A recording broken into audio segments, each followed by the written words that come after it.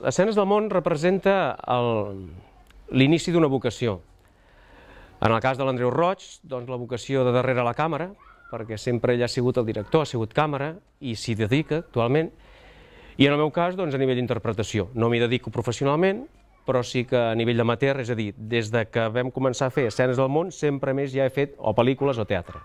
Però, tieta, si tu mateixa m'ho has dit, que havies posat el senyor Hoskins aquí dins. Esclar, jo no dic mentides. I doncs, què passa? Que és que ha vingut aquest home i s'ha barallat amb el senyor Hoskins per ficar-s'hi ell. Amb el Lluís ens coneixem pràcticament des que vam néixer i anys abans de fer aquesta pel·lícula ja fèiem Puccinellis inspirats amb els Tereñecos. Hello? Okay, just a second. It's for you.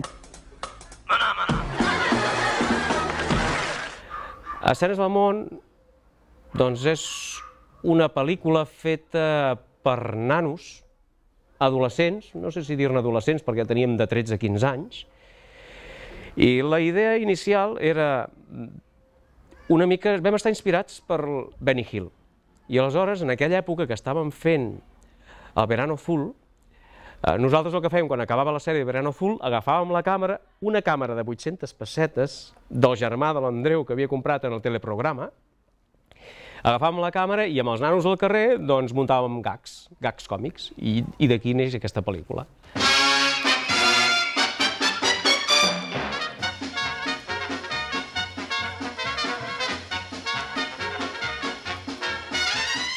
Hi ha molt d'humor absurd, que diria jo, que es diu ara avui en dia, no? Humor absurd. I era un humor absurd però infantil, perquè de fet són gags molt simples, a més, és clar, amb la visió infantil i sana i no gens maliciosa de nanos de 13 a 14 anys. Quan vàrem anar a la mostra d'Argentona, que ens van donar una menció especial, recordo en el Ramon Ramis, que després va ser director del Patronat Municipal de Cultura. I sempre ha estat una persona que ens ha animat a fer cinema i a rodar pel·lícules així. Una de les preguntes que ens van fer, quan ens van presentar i ens van dir que ens havien donat la menció especial, és si aquesta pel·lícula que havíem presentat ens havien ajudat els nostres pares a fer-la.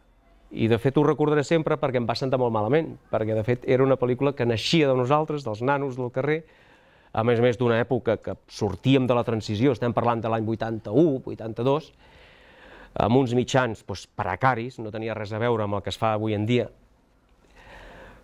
I, esclar, la veritat és que ens va doldre bastant aquella pregunta, perquè va significar que no s'ho acabaven de creure que allò ho havíem fet nosaltres, no?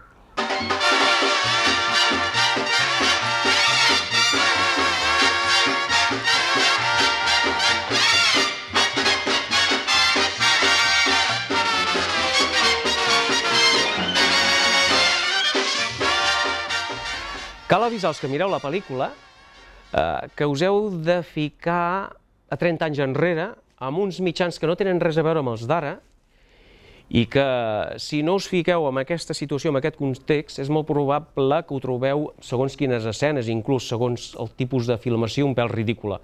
No caigueu aquí. Heu de pensar que estem parlant que en aquella època no hi havia edició digital, no hi havia res, és a dir, com les fotografies analògiques, és a dir, tu compraves una pel·lícula que et durava 3 minuts, la posaves en una càmera, apretaves el gatell de la càmera, filmaves, i un cop s'acabaven els 3 minuts, treies la pel·lícula, no veies el que havies filmat, ho portaves a revelar i al cap de 15 dies ho podies veure amb una moviola i a partir d'aquí començar a fer el muntatge.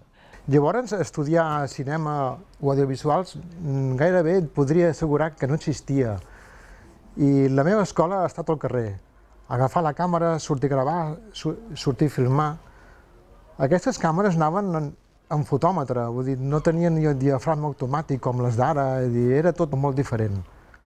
Per filmar la seqüència en la que l'Antoni Ruiz fa un salt endarrere, o si en Super 8 volies aconseguir l'efecte de marxa enrere, era molt complicat i tenies que ingeniar-te-les, perquè en el moment de filmar tenies que fer-ho amb la càmera de cap per avall o del revés. Posteriorment, en el moment de fer el muntatge, seleccionàvem el fragment de pel·lícula i l'invertíem. D'aquesta manera aconseguíem que ens anés marxa enrere i el que s'havia filmat cap per avall ara ens quedés del dret.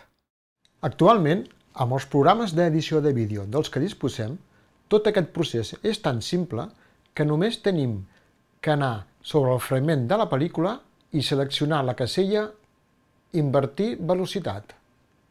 Que avui en dia tot és instantani. Filmes i veus el que has fet. Si no t'agrada, ho tornes a filmar. En aquella època, si havies de repetir, esperar ben bé 15 dies per veure si havies de repetir-ho o no.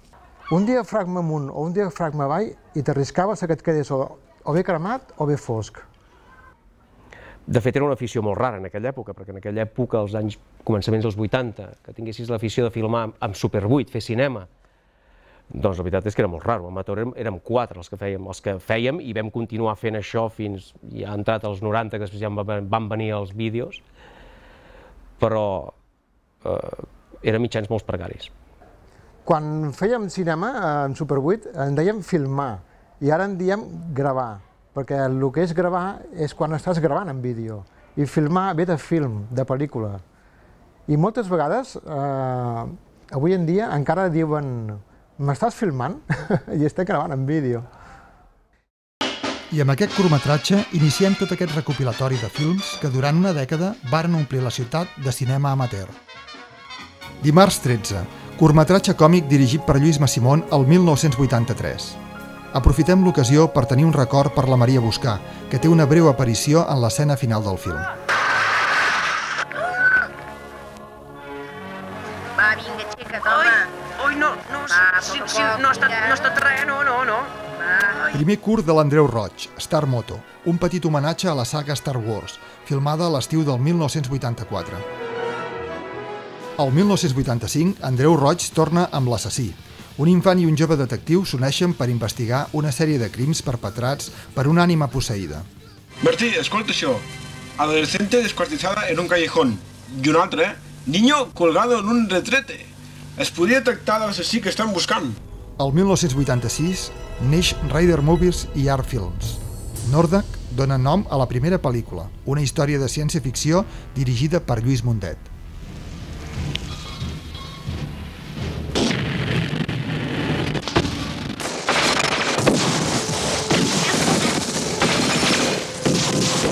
Amb Ell, ella i ella, Lluís Massimón i Andreu Roig dirigeixen una comèdia d'embolics durant l'estiu de 1987. Apa, va, que si jo t'agafés... Tu guardes prou de tocar-me, tu. El 1988 ens arriba El joc dels miserables. Jo no ho faria.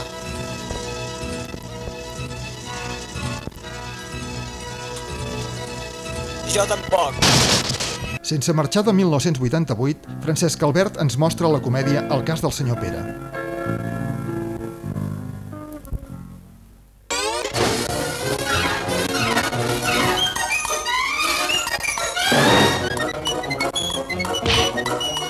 Primer curt on es combina imatge de cinema i vídeo. Una història bèl·lica per odiar la guerra. Francesc Albert és un despietat mercenari en un curt d'Andreu Roig de 1990.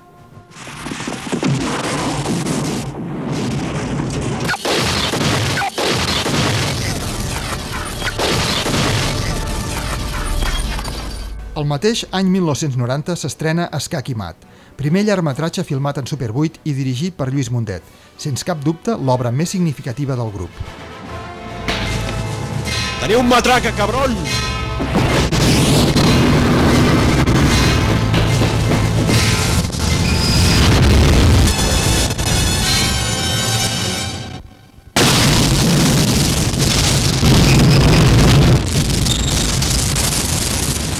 En un vell moment de lucidesa, tanca la trajectòria del grup de cinema, gravada íntegrament en vídeo i estrenada el 1992 amb direcció conjunta de Xavier Zaera i Andreu Roig.